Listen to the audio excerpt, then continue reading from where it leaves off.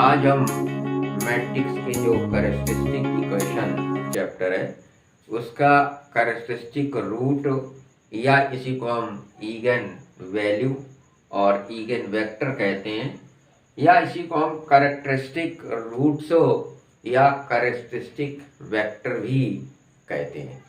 तो इस प्रकार से हम देखेंगे कि कैरेक्टरिस्टिक रूट या ईगन वैल्यू हम मैट्रिक्स से कैसे निकालते हैं।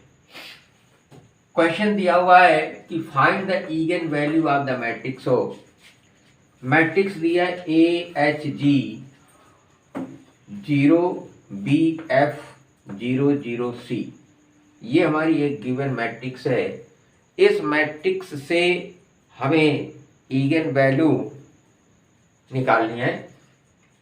तो ईगन वैल्यू निकालने के लिए हमने बताया था कि कैरेक्टरिस्टिक रूट में जो मैट्रिक्स हमारी होती है mod of A minus lambda I equal to 0, ये रूप हमारा इसका होता है।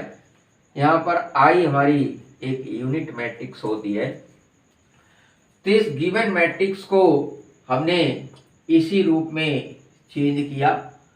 The characteristic equation of the matrix हो, तो जो कैरेक्टरिस्टिक इक्वेशन मैट्रिक्स का है वो हमने A minus lambda H G 0 B minus lambda F 0 0 C minus lambda equal to 0, यानी इसको हमने mod of A minus lambda I equal to 0 का रूप हमने जो है लिखा। अब इस मैट्रिक्स को हम या तो कॉलम के सापेक्ष में या फिर रो के सापेक्ष में हल करते हैं। तो सपोज कीजिए कि एक्सपेंड इट फर्स्ट कॉलम, इसको हमने फर्स्ट कॉलम के अकॉर्डिंग हमने एक्सपेंड कर दिया। तो फर्स्ट कॉलम के अकॉर्डिंग जब हम एक्सपेंड करेंगे तो A माइनस लैम्डा बाकी ये छूट जाएगा और ये छूटेगा, ये 0 हो जाएगा। तो B minus lambda into C minus lambda, बाकी ये सारे हमारे दोनों पद 0 हो जाएंगे। तो A minus lambda into B minus lambda into C minus lambda equal to 0। इसलिए लैम्डा की वैल्यू हमारी A B C प्राप्त हो जाएगी, यानी लैम्डा का मान A भी है, B भी है और C भी है। इसी को हम कैरेक्टरिस्टिक रूट या ईगन वैल्यू कहते हैं।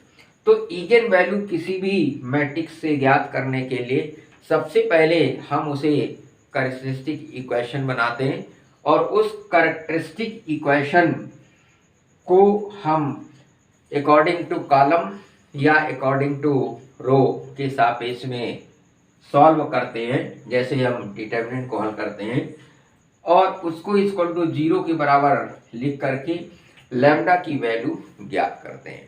तो लैम्डा के जो भी मान प्राप्त होते हैं उन मानों को हम कैरेक्टरिस्टिक रूट या ईगन वैल्यू कहते हैं। अगला क्वेश्चन है कि find the eigen value and eigen vector of the matrix. Eigen value या कैरेक्टरिस्टिक वैल्यू, ईगन वेक्टर या कैरेक्टरिस्टिक वेक्टर सेम हमारे हैं। मैट्रिक्स दी है A equal to 8 minus 6 2 minus 6 7 minus 4 2 minus 4 3।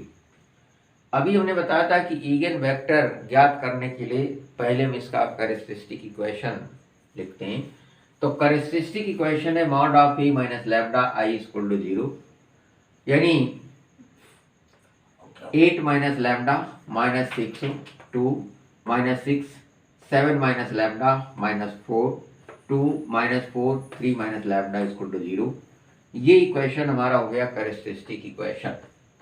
अब इस इक्वेशन को हम मॉड निकालेंगे इसका, यानी डिटर्मिनेंट की तरीके से सॉल्व करेंगे। फर्स्ट रो के सापेक्ष हमने इसको ओपन किया डिटर्मिनेंट को। तो ये सोल्यूशन 8 माइनस लैम्डा, ये छूटेगा ये छूटेगा, इसका मल्टीप्लाई और इसका मल्टीप्लाई हो गया।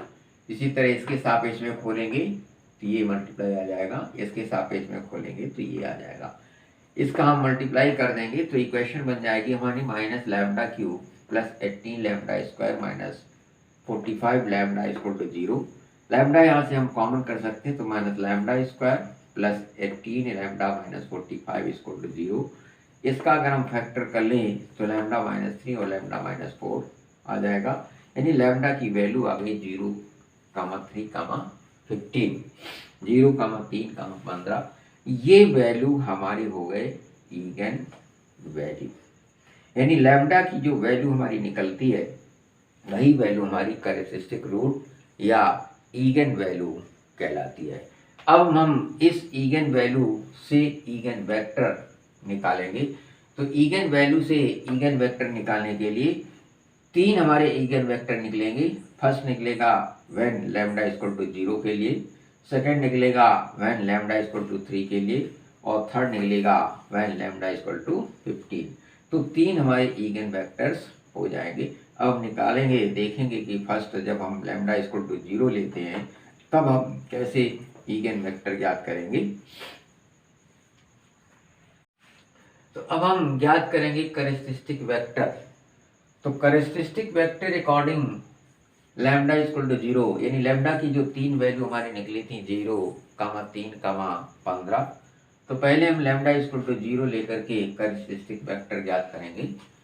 तो इसको पहले हम लिखेंगे 8, ये तो हमारी गिवन मैट्रिक्स है A, 8 - 6 2 - 6 7 - 4 2 - 4 3।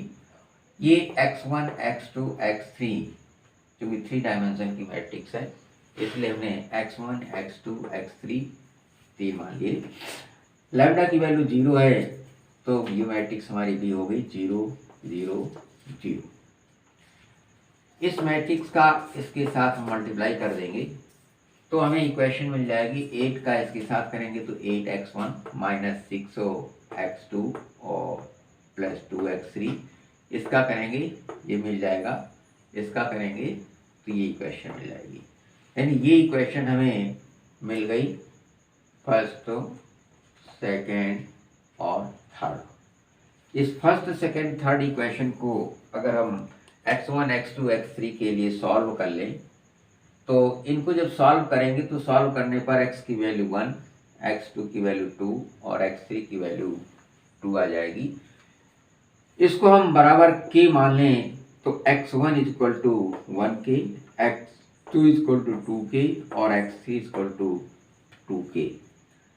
इस प्रकार से रिक्वायर्ड जो कैरेक्टरिस्टिक वेक्टर होगा व्हेन लैम्डा इक्वल टू 0, यानी लैम्डा इक्वल टू 0 के लिए जो ये जो वैल्यू x1 x2 x3 की आई हुई है तो x1 x2 x3 matrix equal to हो जाएगा k 2k और 2k।